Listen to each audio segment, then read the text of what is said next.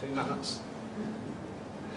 Rosemary was at me earlier on about being obedient, and I was being disobedient there because he asked any habitation team, and I had it.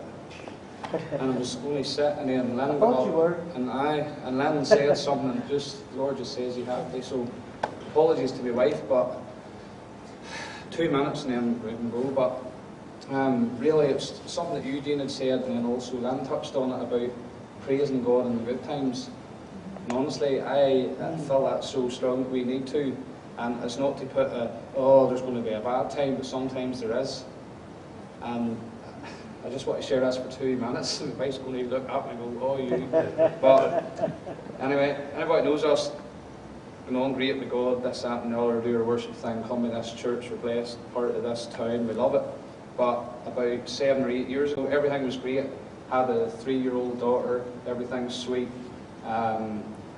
Next thing, Gail's pregnant again, happy days, so we started saving up, started to get rooms ready, we were starting to get everything done. Everything's going so great, doing our thing.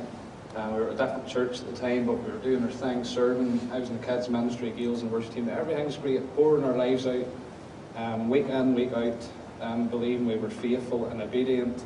And the next thing, Gail gets this bleed, about 7.5 weeks into the pregnancy. And sort of got to the hospital this day, and this guy looks at her and does different tests, sends us home half an hour later, everything's 100%, absolutely nothing to worry about, so we prayed it through, slept in the Friday night, and Saturday wasn't too bad a day, and sort of thought we'd go over that wee choppy water.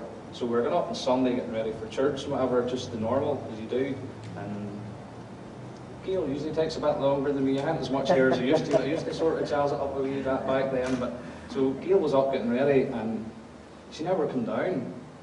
So I got the wee girl ready, and if I can mind right, after about an hour she came down, she was all sort of puffy-eyed. And as anybody here knows, I'm the crier, not Gail. So she came down puffy-eyed, and she didn't just sit well with me, so I says to her, are you alright? And she goes, yeah. And I says, do we need to go to the hospital? And she goes, no, we're going to church. And Gail's walking with God longer than me, and she's the rock in the house, and she just said we're going to church. So I never thought much about it. Well, the wee girl up like into the car. She didn't speak much on the way out. Got out there, and the worship team, they started. And she started to cry and started to sing. Oh, it didn't start me, but she started to sing that morning, and it was beautiful. And she sung her heart out. She sung from the depths. I see this day. See what you said, Eugene. It's revival. The stuff's got us in here. Yes. We need to hear that girl sung from a place I don't think she'd ever sung from, and maybe never will again. She sung from a place, and she cried and she worshipped and she sung, and even so much later that the worship leader actually noticed her out of 750 people. He noticed her singing in this wee back row. It was dimly lit. You couldn't even see us. And this guy seen her, was drawn to her. So that was okay. So church finished, and we're going to the hospital, Gail said. Drove up, got the wee girl in mind that drove up to the hospital. I never thought much about it. It was maybe a naive father, but I didn't think much about it.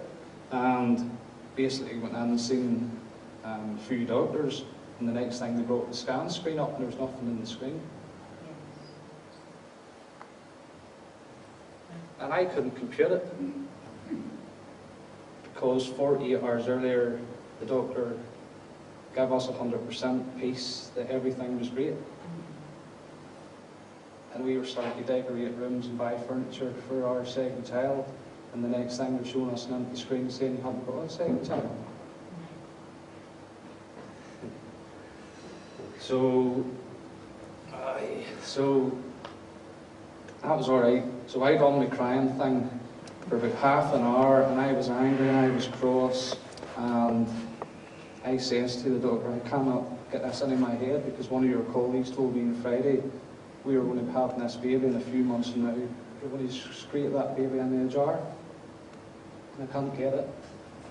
And but just the point that I just want to make is just what Eugene said. The point I just want to make is that we don't need to live in that hurt forever. And this is the thing, and hopefully it's going to encourage you, not thinking about the choky guy that can't talk without crying. The thing about it is that you don't know what's in there until you need it. And that's what I want to put out. You don't know what's in there till you need it. See all them good weeks, all them good months, all those nights running to meetings. See when everything's going good, I'm telling you, give it 1,000,000%. Give it your all. See when everything's rosy, give it to God. Just pour out. That girl poured out and poured out and poured out and served and poured out and loved God and just gave out. And see that morning, she was just worshipping from that place. That is worship. She knew the baby was going, but she didn't tell me. She knew. She knew.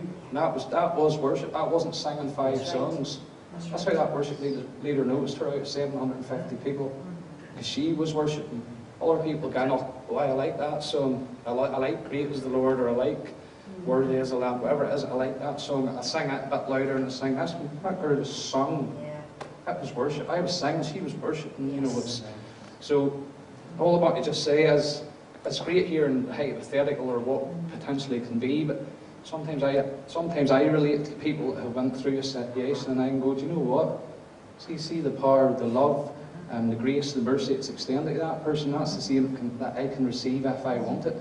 And it's real. I don't know. Again, it could be for somebody that's maybe through, maybe not the exact same situation, but something similar.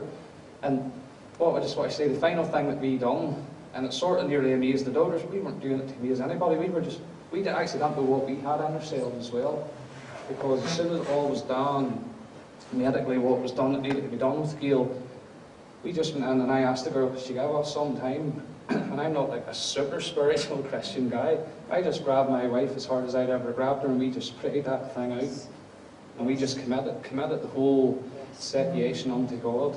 And you know, I know some people that have lost children and it haunts them. And it does haunt them. It's a part of them. I know it's a part of Gail. It's a part of me too. And it haunts people for years, and it haunts people.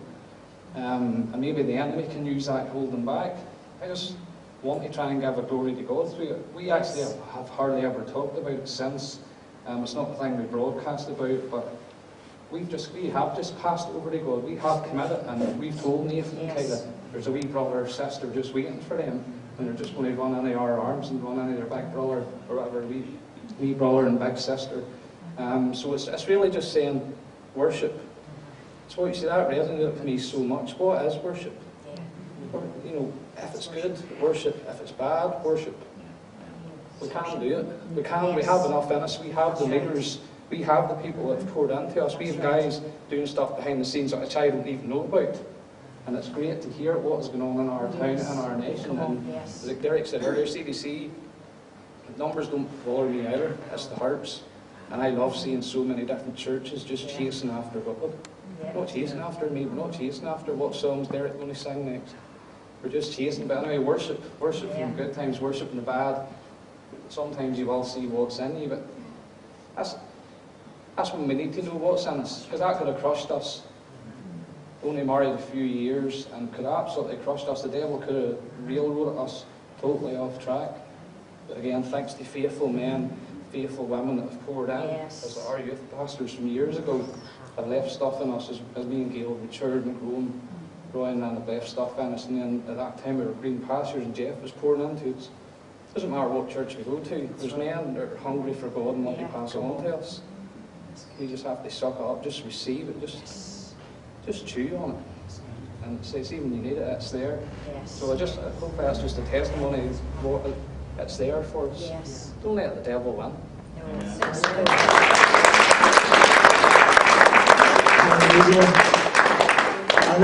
I'll never cease to be thankful for the quality of people that God has positioned my life with in a team of worshippers.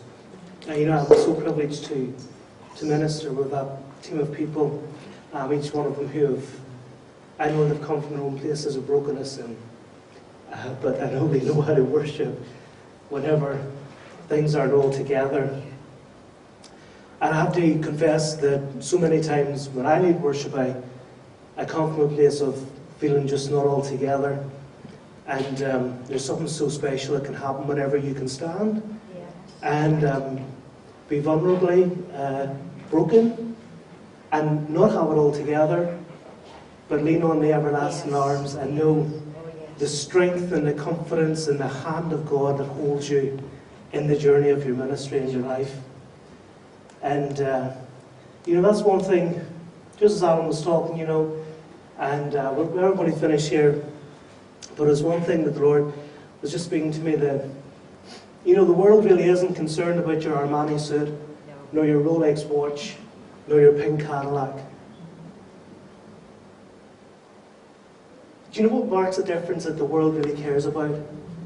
Is whenever you lose a baby, whenever you lose a child, whenever you lose everything, you lose your business, when things are going wrong in life, and they look at you and you're standing and you're saying, I love you, Lord. Yes. And I lift my voice to worship you.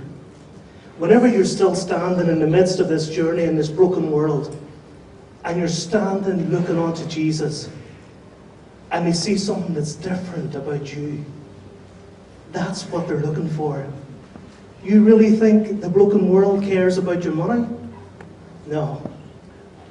There's something much deeper that goes to the very core and heart of who we really are before Jesus and before God. And they're looking at you and me. And in those places that we walk in this life, the same places that they're walking, we have to walk it out differently. Because that's what sets us apart. And that is what a broken world is looking for. Yes.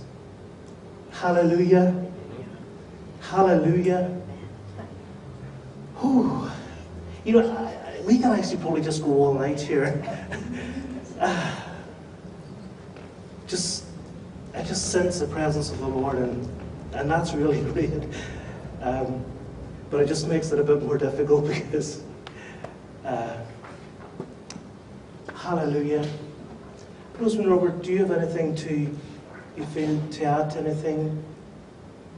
You're okay? No. Praise the Lord. Praise the Lord. I'm just going to ask my buddy Clinton, who's been sitting very quietly unusually.